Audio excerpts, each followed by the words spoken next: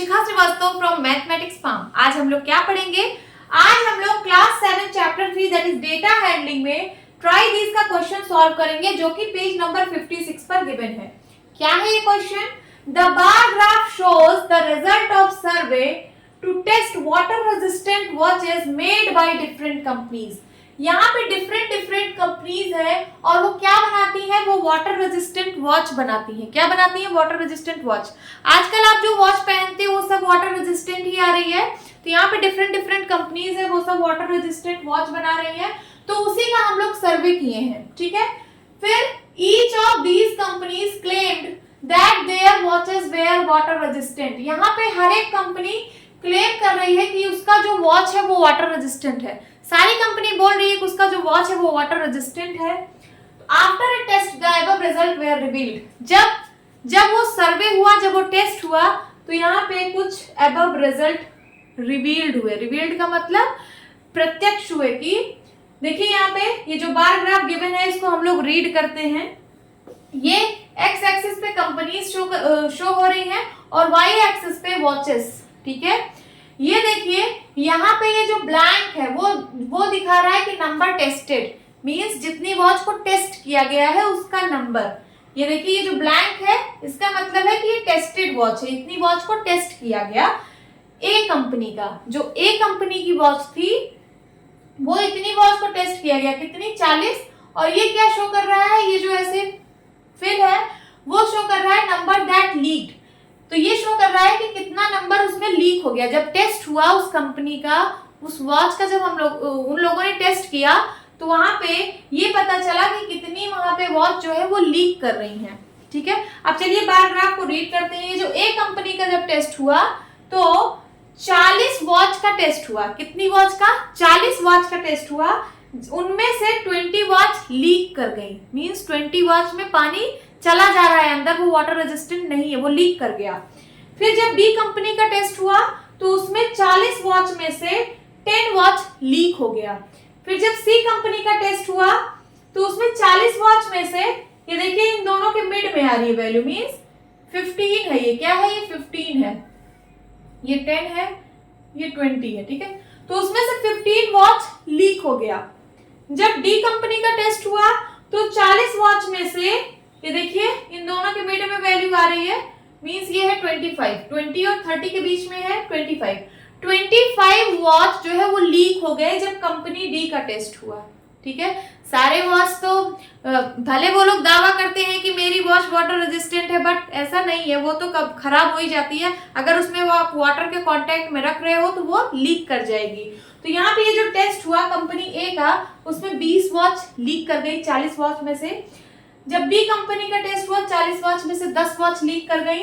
सी company का test हुआ तो उसमें 40 वॉच में से 15 वॉच लीक कर गई। डी कंपनी का जब टेस्ट हुआ तो उसमें 40 वॉच में से 25 वॉच लीक कर गई। अब चलिए पहला क्वेश्चन क्या है, और इसका स्केल है 1 unit is equal to 10 watches. देखिए 1 unit is equal to 10 watch, मतलब हर एक यूनिट में 10 वॉच को रिप्रेजेंट कर रहा है। तो ये वॉचेस है, ठीक है। अब चलिए क्वेश्चन का आंसर देते हैं।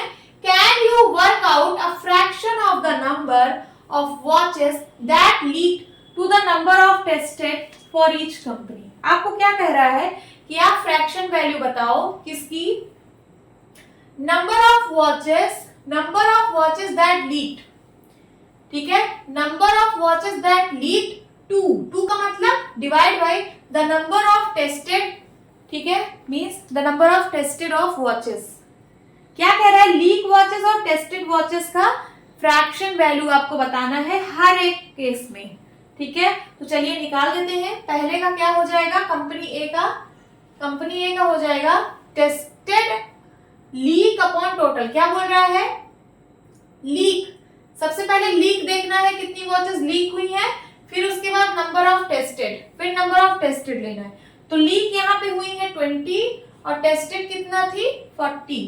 तो इसका फ्रैक्शन क्या आ जाएगा? 0 से 0 कट जाएगा और ये 2 और 4 सिंप्लीफाई होगा। 2 1 जा 2, 2 2 जा 4, तो क्या आ गया? 1/2। तो ए का आ गया 1/2। ए का फ्रैक्शन वैल्यू आ गया 1/2। अब बी का निकालते हैं, बी कंपनी का। तो बी में है लीक्ड, पहले लीक्ड 10 है और टोटल है 20 टेस्टेड। तो 10 अपॉन 40 हो जाएगा, 0 से 0 कैंसिल, आ गया क्या 1/4। तो बी का भी हमने निकाल लिया फ्रैक्शन वैल्यू 1/4। सी का निकालिए, लीक्ड अपॉन टेस्टेड निकालना है। यहाँ पे लीक कितना कर रहा है 15 वॉच और टेस्टेड कितना हुई है 40। सिंप्लीफाई करिए 5 से, 5 3 जा 15, 5 8 जा 40, तो हो गया क्या 3/8, 3/8। सी का भी फ्रैक्शन वैल्यू पता चल गया। उसके बाद कंपनी डी का निकाल लेते हैं। डी में कितनी लीक की है 25 वॉचेस लीक की है और टेस्टेड कितना हुई थी तो 40। 5 से काटिए, 5 5 जा 25, 5 8 जा 40, क्या आ गया 5/8। ठीक है, तो हमने इसका सबका फ्रैक्शन वैल्यू निकाल लिया चारों कंपनी का। अब बी, ये आपका आंसर हो गया। B question, could you tell on this basis which company has better watches. इस बेसिस पे क्या आप बता सकते हो कि कौन सी कंपनी के पास बेटर वॉचेस हैं। ठीक है, तो ये जो आपने फ्रैक्शन वैल्यू निकाली है, क्या आप यहां से बता सकते हो कि कौन सी कंपनी के पास बेटर वॉचेस हैं। अच्छा, आप बार ग्राफ को रीड करके बता सकते हो कि क्या कौन सी कंपनी के पास बेटर वॉचेस हैं। तो जहां पे लीक कम हुआ हो, ठीक है, जहां पे नंबर ऑफ लीकेज कम हो, वो कंपनी इसका मतलब बेटर काम कर रही है। तो यहाँ पे बी कंपनी में देखिए सबसे कम लीकेज हुआ है, 10 ओनली वॉच लीक की है, तो इसका मतलब बी कंपनी सबसे ज्यादा अच्छा परफॉर्म की है। और बाकी सारी कंपनीज में ज्यादा वॉचेस लीक हो रही है, जिसका मतलब ये सब बेकार है। सबसे अच्छी कंपनी कौन सी है, बी कंपनी। तो आप ग्राफ देख के बता सकते हो कि बेटर वॉचेस कौन सी कंपनी बना रही है। तो यहाँ पे क्या होगा, बी कंपनी लिख दीजिए। बी कंपनी, जो बी कंपनी है वो बेटर वॉचेस बना रही है, वो अच्छी वॉचेस बना रही है, क्योंकि बी कंपनी में 40 में से सिर्फ 10 वॉच ही लीक की है और बाकी में देखिए इसमें 20 वॉच लीक कर गई, इसमें 15 वॉच लीक कर गई और इसमें 25 वॉच लीक कर गई। ठीक है, तो आपका आंसर क्या है, बी कंपनी। अब इसी पेज नंबर 56 पे एक और ट्राई दीज का क्वेश्चन दिया गया है, इसको भी हम लोग सॉल्व कर लेते हैं। क्या है question, sale of Hindi and English books in the years 1995, 1996, 1997 and 1998 are given below. ठीक है, ये ईयर्स दिए गए हैं। ठीक है, 1995, 6, 7 एंड 8, और इसमें जो है इंग्लिश और हिंदी की बुक को सेल किया गया है। तो उसका डेटा यहाँ पे गिवन है कि किस ईयर में इंग्लिश की बुक कितनी सेल हुई है, हिंदी की बुक कितनी सेल हुई है। आपको क्वेश्चन कह रहा है draw A double bar graph and answer the following questions. आपको डबल बार ग्राफ ड्रॉ करना है और ये जो क्वेश्चंस दिए गए हैं इनका आपको आंसर देना है। तो चलिए सबसे पहले डबल बार ग्राफ ड्रॉ कर लेते हैं। ईयर्स 4, 1995, 96, 97, 98, 4 ईयर्स है। तो यहाँ पे हम मार्किंग कर लेते हैं। सबसे पहले इक्वल में करना है, तो यहाँ पे ऐसे इक्वल में मार्किंग कर लीजिए। यहाँ पे हम लोग डबल बार ग्राफ बनाएंगे, इसके बीच में, फिर इसके बीच में, इसके बीच में, देन इसके बीच में। ईयर लिख लेते हैं। ये ईयर है 1995, ये है 1996, देन 1997 एंड 1998। हमने ईयर्स यहाँ पे लिख लिए। ठीक है, अब सबसे पहले ये जो सेल ऑफ बुक्स है वो वाई एक्सिस पे रिप्रेजेंट की जाएगी। तो सबसे पहले हम एक स्केल मान लेते हैं। यहाँ पे वैल्यूज लिखने से पहले एक स्केल ले लेते हैं, उस स्केल के अकॉर्डिंग यहाँ पे हम नंबर्स लिखेंगे। तो देखिए डेटा यहाँ पे 600 तक है, तो 600 तक है, तो हम यहाँ पे कितने कितने का लें, 50-50 का भी ले सकते हैं। चलिए स्केल हम लेते हैं। 1 unit is equals to 50 books. हम ले रहे हैं कि 1 यूनिट बराबर 50 बुक्स हम ले रहे हैं। ठीक है, चलिए बना लेते हैं हर एक यूनिट को। This is 0, 50, 100, 150, 200, 250, 300, 350, 400, 450, 500, 550, 600। ठीक है, मैक्स और 650 भी है, तो यहाँ पे एक और बना लीजिए 650।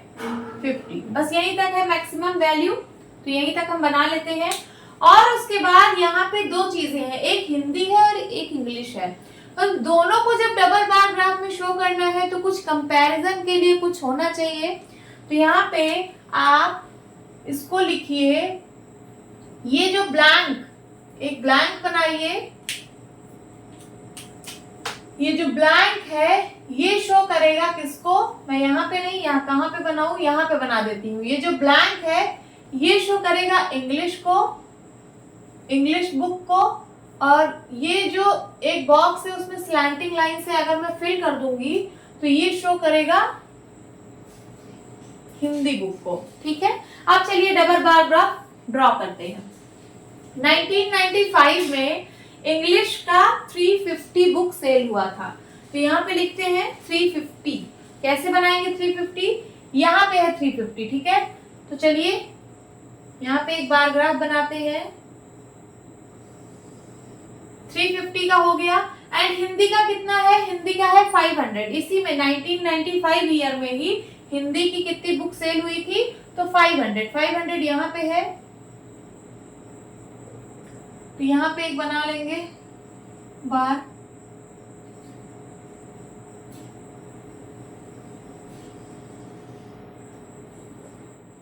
हिंदी वाले को स्लैंटिंग लाइन से फिल कर देना है। ठीक है, ये 1995 में इंग्लिश की बुक को सेल किया गया कितनी, 350, और हिंदी की कितनी बुक सेल हुई थी, 500। ठीक है, हमने रिप्रेजेंट कर दिया। अब 1996 में देखिए इंग्लिश की कितनी बुक सेल हुई थी, तो यहाँ पे हुई थी 400। 400 कहाँ पे है, ये रहा 400। यहाँ से एक स्केल बनाइए, सो ये रहा 400। एंड देन हिंदी की 525। 525 कहाँ आएगा, ये 500 और 550 के बीच में आएगा 525। ठीक है, इसको एक्सटेंड करिए और ये वाला ग्राफ ऐसे बन जाएगा। इसको जो है स्लैंटिंग लाइन से फिल कर दीजिए। तो ये इंग्लिश को रिप्रेजेंट कर रहा है और ये हिंदी को। ठीक है, अब 1997 में देखिए इंग्लिश की 450 बुक सेल हुई है और हिंदी की 600। चलिए 450 कहाँ पे है, 450 यहाँ पे है। इसको डॉटेड लाइन से थोड़ा एक्सटेंड करते हैं। और 1997 में ये देखिए 450 बुक इंग्लिश की सेल हुई है और हिंदी की 600 यहाँ पे है।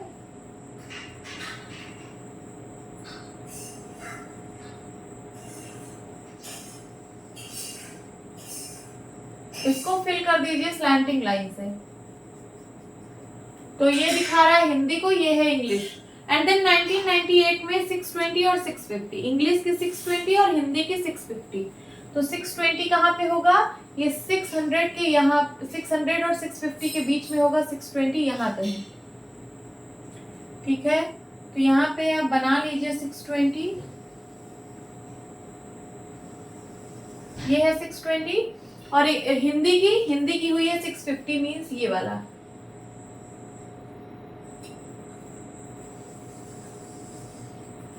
तो हमने यहाँ पे डबल बार ग्राफ ड्रॉ कर लिया है।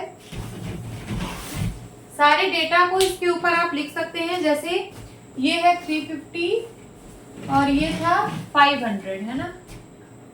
फिर 1996 में ये है 400 और ये है 525। देन ईयर 1997 में this is 450 and this is 600। 1998 में ये जो है 620 है और दिस इज 650। अब चलिए क्वेश्चंस के आंसर देते हैं। पहला क्वेश्चन है, in which year was the difference in the sale of the two language books least. आपको बताना है किस ईयर में ये जो टू सब्जेक्ट्स की बुक है, इंग्लिश और हिंदी, इसमें किसका डिफरेंस लीस्ट है। तो चलिए सबसे पहले हम डिफरेंस फाइंड आउट करते हैं। ठीक है, सेल का डिफरेंस, जैसे 1995 में इंग्लिश की बुक सेल हुई है 350 और हिंदी की 500, तो इसका डिफरेंस निकालना है। तो हम इसी के ऊपर यहाँ पे डिफरेंस निकाल दे रहे हैं। 500 में से 300 माइनस करिए, कितना आ जाएगा, 0 में से 0 गया 0, 10 में से 5 गया 5, एंड यहाँ बचा 4 में से 3 गया 1। डिफरेंस आया इसका 150। ईयर 1995 में दोनों बुक्स का डिफरेंस आया है 150। उसके बाद 1996 में डिफरेंस निकालिए, तो 525 और 400 को का डिफरेंस निकालना है। तो यहाँ पे 5 में से 0 गया 5, 2 में से 0 गया 2, एंड 5 में से 4 गया 1। इसका डिफरेंस आया 125। दोनों बुक्स का डिफरेंस यहाँ पे 125 आया। 1997 में देखिए एक 600 है, एक 450 है।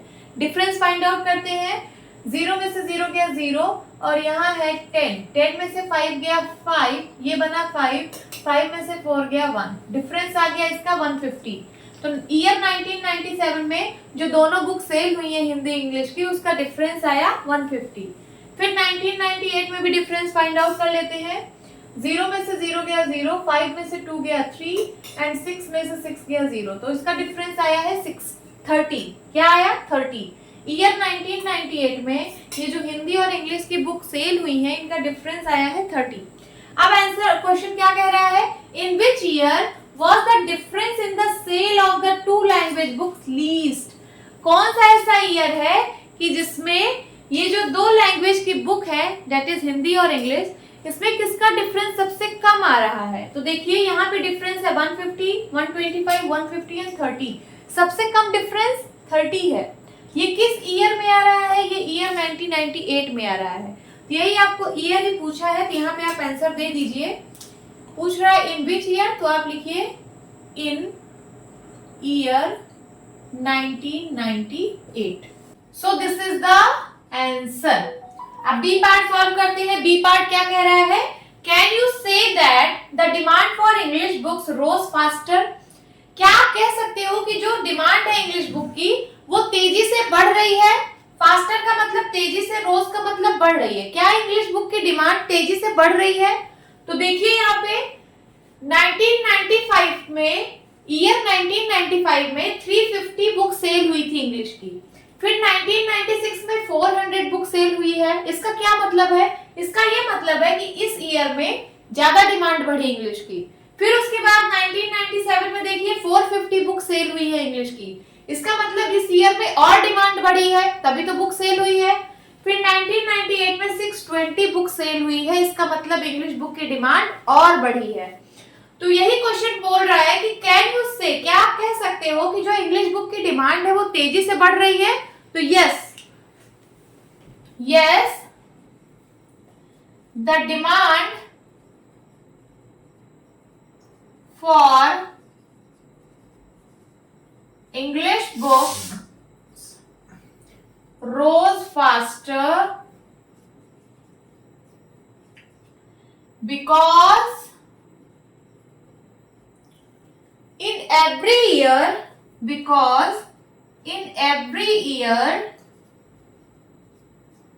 the sale of